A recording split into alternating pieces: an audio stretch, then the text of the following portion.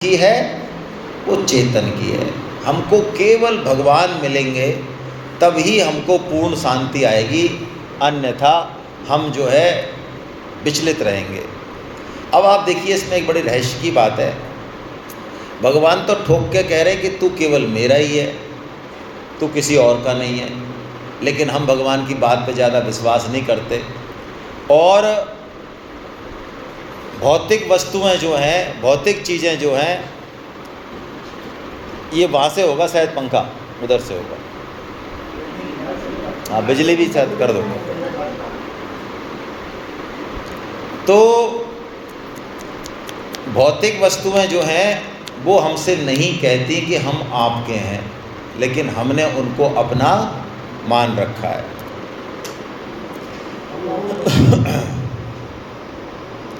अब भगवान जो है, ये मेरा क्यों कर दिया?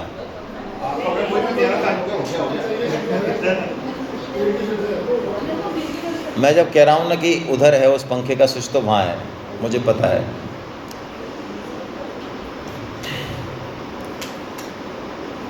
सर्वस्य चाहं हृदि सन्निविष्टो मत्तः स्मृतिर्ज्ञानमपोहनं च वेदैश्च सर्वैरहमेव वेद्यो वेदान्तकृतवेदविदेव चाहम्। केवल और केवल भगवान की तरफ दृष्टि हो जानी चाहिए। साधन कोई भी हो, लक्ष्य भगवान। साधन पे कभी भी घमंड नहीं करें। वेद का कोई पंडित है, वेद पूरे याद हैं, तब भी भगवान कह रहे हैं, वेद का मतलब है संपूर्ण ज्ञान। जितना भी ज्ञान है संसार में वो वेदों में है, वेद से ऊपर कुछ नहीं है। वेद सर्वोच्च है। हमारे यहाँ वेद जो कहते हैं वो बात सही, और वेद से मेल नहीं खाए वो बात गलत। यहाँ तक कि हमारा अवतार भी कोई है भगवान का, वो कहते हैं भगवान के अवतार है, तो उसकी भी जो है मैचिंग की जाती है वेद से। वेद में यदि वो वर्णित है अवतार कि ये अवतार होंगे, ऐसे कलर के होंगे, ऐसी जगह आएंगे, तो वो अवतार है। और वेद में यदि वर्णन नहीं है तो वो अवतार नहीं है। वो महापुरुष हो सकते हैं, अवतार नहीं है। लेकिन भगवान कह रहे हैं कि वेदों के द्वारा जानने वाला भी तत्व मैं ही हूँ। देखो, संपूर्ण वेदों के द्वारा जानने योग्य और वेदों के तत्व का निर्णय करने वाला भी और जानने वाला भी मैं ही हूँ। दोनों तरफ पार्टी भगवान ही है। और क्या कह रहे हैं ऊपर? देखो, इस पूरे संसार का, हमारे शरीर का भगवान ही पालन कर रहे हैं। हमारा स्थूल शरीर है, आज ये चल रहा है तो किसकी बदौलत चल रहा है? इसको जो संसाधन उपलब्ध कराए जा रहे हैं वो कहाँ से उपलब्ध कराए जा रहे हैं? भगवान की कृपा से। ऐसा मत समझ लेना 25 रुपये से बिस्लरी की बोतल आ जाती है, पानी आ जाता है, ऐसा मत समझ लेना, है ना। यदि पानी अवेलेबल नहीं होगा तो 5 करोड़ खर्च करके भी 1 गिलास पानी नहीं मिलेगा। तो पंच भौतिक शरीर को चलाने वाले, इसको जलाने वाले, इसमें प्राण तत्व को अधिष्ठित करने वाले भी भगवान, हमारे मन बुद्धि से भी इसका भी पालन पोषण करने वाले भगवान, और हमारे आध्यात्मिक जीवन को भी सुधारने वाले भगवान। जैसा कि कल महावीर जी कह रहे थे, हम में से बहुत कम लोग हैं, कोई 1-2 मुश्किल से, जो गीता को ज़बरदस्ती खोजते खोजते आए हों, जिनको रात को नींद नहीं आती होगी, जिनको रोटी अच्छी नहीं लगती होगी कि यार हमको गीता पढ़नी है, और कहीं मिल नहीं रही है, कोई स्कूल कॉलेज तो पढ़ाते नहीं है, कहाँ जाएँ यार, वो आए हों और तब गीता परिचय अभियान से जुड़े हों। ऐसे बहुत बिरले होंगे, लेकिन फिर भी हम गीता पढ़ रहे हैं। इसका मतलब कोई न कोई पीछे सिस्टम काम कर रहा है। हमको कोई आध्यात्मिक दिशा भी दे रहा है, हमारे जीवन को कहीं न कहीं कोई ले जा रहा है। तो यानी हमारा सूक्ष्म शरीर, स्थूल शरीर, भौतिक शरीर, कारण शरीर, है ना, आध्यात्मिक शरीर, ये सब भगवान की देख रेख में चल रहे। भगवान कह रहे हैं, मैं ही देता हूँ तेरे को स्मृति, मत्तः स्मृतिर्ज्ञानम अपोहनम च, ज्ञान भी मैं देता हूँ, संशय भी मैं ही पैदा करता हूँ, दुख वगैरह सब मैं सब जगह हूँ अर्जुन, हर रूप में हूँ, सब मेरी माया है। तो तू ये सब छोड़, तू सेंटर कर दे मेरी तरफ, केवल और केवल मेरी तरफ चल दे, तो तेरी अव्यभिचारिणी भक्ति हो जाएगी। और जो ऐसे चलेगा उसकी कसौटी बताई भगवान ने। जो भगवान की तरफ देखेगा, हर क्रिया में, हर भाव में भगवान को देखेगा, उसकी कसौटी भगवान ने बताई। यो मामेव सम्मूढ़ो जानाति पुरुषोत्तमं स सर्वविद भजति मां सर्वभावेन।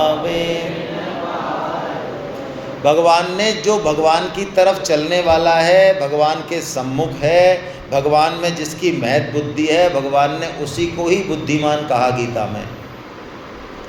असम्मूढ़ यानी जो मूढ़ नहीं है। कौन? जो पुरुषोत्तम को पुरुषोत्तम जानता है, जानाति पुरुषोत्तमम, जो मुझे जानता है अर्जुन, वही बुद्धिमान है। और मुझे कोई नहीं जाने तो मूर्ख है। सीधी सी गणित है। कोई और कसौटी भगवान ने लगाई ही नहीं। परिवार का पालन पोषण बढ़िया से कर रहा है तो समझदार है क्या? प्लॉट बेच के बढ़िया पैसे कमा रहा है तो समझदार है क्या?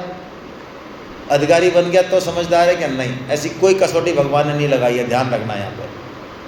वो हमारी जीविका उपार्जन के साधन है, वो प्रारब्ध से डिसाइड होते हैं, उसमें ज़्यादा कोई क्रेडिट लेने की ज़रूरत नहीं है। जो हमको अब मिल रहा है ना इस जन्म में, वो तो 95% तो हम पहले ही करे आए।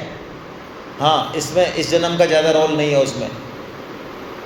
तो उसमें क्रेडिट की बात नहीं है कि हमने ये किया और वो किया ना, कोई क्रेडिट नहीं उसका। तो असली बात क्या है? बुद्धिमान कौन है? जो भगवान को पुरुषोत्तम, श्री कृष्ण को पुरुषोत्तम जान ले। पुरुषोत्तम यानी पुरुषों में उत्तम। देखो, हम भगवान के अंश हैं, लेकिन गीता के अनुसार हम अंश हैं, इसका मतलब हम में जो क्वालिटी है, भगवान में जो क्वालिटी है, वो समान है, लेकिन फिर भी हम भगवान नहीं हो सकते। लग तो नहीं गई इनके? कैसे कुर्सी टूट गई है? कि कोई बात नहीं, आप बैठे रहो आराम से, वो संभाल लेंगे बाकी लोग। आप तो बैठो आराम से, है ना, पैनिक क्रिएट मत करो। वहाँ ज़रूरत लगे तो जाओ, कि वहाँ पे कम पड़ रही है फोर्स तो जाओ।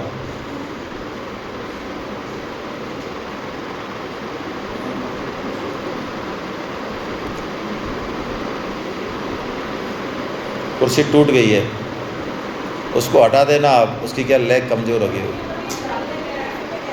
ऐसे बैठेंगी तो वो जाएगा। चलो ठीक है, कोई बात नहीं।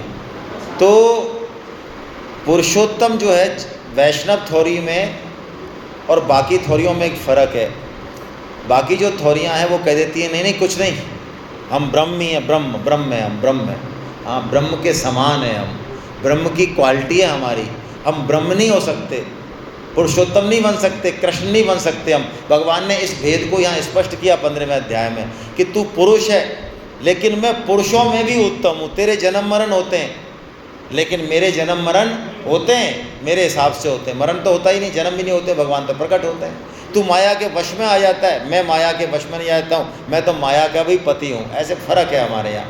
तो हम वैष्णव तो जो है अपने आप को श्री कृष्ण और राम के समकक्ष नहीं रखते, हम उनका दास और उनका अंश ही मानते हैं अपने आप को। और जो भगवान को पुरुषोत्तम जान जाएगा, उसकी क्या कसौटी है? तो कसौटी बताई नीचे। यदि हम भगवान को, कृष्ण को पुरुषोत्तम जान गए, वही हमारे जीवन के केंद्र में आ गए, उन्हीं में हमारी महत बुद्धि हो गई, तो क्या कसौटी होगी? कसौटी ये है, से सर्वविद भजति मां सर्वभावेन भार। सर्वविद, एक तो वो सब कुछ जानने वाला हो जाएगा, सब कुछ। हाँ, ब्रह्म विद्या ऐसी है जिससे जानने से सब कुछ जाना जाता है। और सब कुछ जान के क्या होगा? सर्वविद भजति माम, वो हर परिस्थिति में सर्वभावेन, हर भाव में मेरा ही भजन। जैसे कल नरसिंह जी का उदाहरण दिया, इकलौते पुत्र की मृत्यु में भी वो भगवान की ही कृपा का अनुभव कर रहे हैं। हमारा जीवन पूरा भगवान में हो जाए, और ये कृपा से होता है, भगवान की कृपा से होता है। और कृपा के लिए अपने जीवन की हम आहुति देने का संकल्प करें।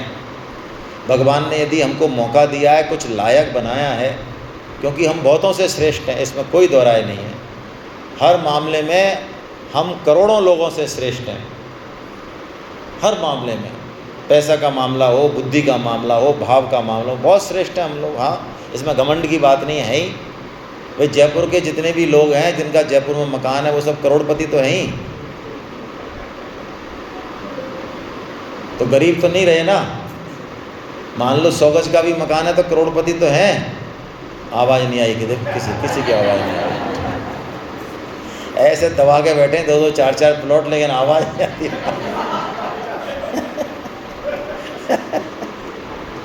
दबाए रखो भैया। संग तो एक ही नहीं जाए। अरे ऐसे भी हैं हमारे जयपुर में जो अपने 500 गज की जो है बिल्कुल पॉश कॉलोनी के बढ़िया मौके के प्लॉट को ऑफ़र कर देते हैं। बोलो ऐसे भी तो महामहिम है, हालांकि होते बहुत बिरले, लेकिन कहते हैं आप यूज करो इसको गीता परिचय अभियान के लिए। बोलो। और मैं कह रहा हूँ ये है असली चीज़। हमारी जो चीज़ है वो सहस्त्रों गुना हो जाए, सहस्त्रों गुना उपयोग में आ जाए तो उसका सदुपयोग हुआ। और सदुपयोग होता है विस्तार करने से, संकुचित करने से नहीं। तो हम अपने जीवन को कृष्णमय बना दें भाई। रात और दिन भगवान की चर्चा करें, कीर्तन करें, गीता पढ़ें, रामायण पढ़ें, कोई फंक्शन हो कहीं भी गीता की चर्चा करें, है ना, गीता की बात करें, जोड़ें लोगों को गीता की तरफ। ऐसा जीवन बना लें। अब गीता तो समझते रहेंगे। गीता तो स्वामी जी ने भी यही कहा कि 100 साल हो गए मेरे को पढ़ते पढ़ते, लेकिन ज़्यादा मेरे समझ में भी नहीं आई। हाँ, उन्होंने ये कहा है साधक संजीवनी जो मैंने लिखी है इतनी मोटी, जो कि सर्वश्रेष्ठ टीका है, स्वामी जी ने कहा इसके 84 में लिखनी तो पहले चालू की, 84 में तो प्रकाशित हुई थी, लिख तो बहुत पहले से चालू कर दी। सबसे पहले 12वां अध्याय लिखा, फिर ऐसे अलग अलग अध्याय लिखे, फिर 6 अध्याय लिखे, ऐसे ऐसे चालू हुई, फिर ये पैक हुआ पूरा। तो स्वामी जी ने कहा 84 के बाद इतना समय बीत गया कि मेरे इतने भाव प्रकट हो रहे हैं एक एक श्लोक में, इतने नए नए, इतने सुंदर सुंदर भाव आ रहे हैं, तो मेरे को लगता है कि मैं एक साधक संजीवनी और लिख दूँ। बोलो। तो गीता तो भैया अपरंपार है, इसलिए इसको ये समझना कि पहले हम समझेंगे और फिर प्रचार करेंगे, ऐसी गलतफहमी में कोई नहीं रहे। आज से ही चालू कर दें। गीता समझ में आ गई तो प्रचार करना है, और गीता समझ में नहीं आई तो प्रचार करना है। और बीच की स्थिति तो नहीं है कोई। समझ में नहीं आई उनके समझ में आ जाएगी, समझ में आ गई उनके और फिर प्रचार कर रहे हैं तो उनको समझ के बाद के ऊपर की चीज़ जो प्रेम है वो प्राप्त हो जाएगा, रस प्राप्त हो जाएगा। तो चलिए हम लोग यहीं पूर्ण कर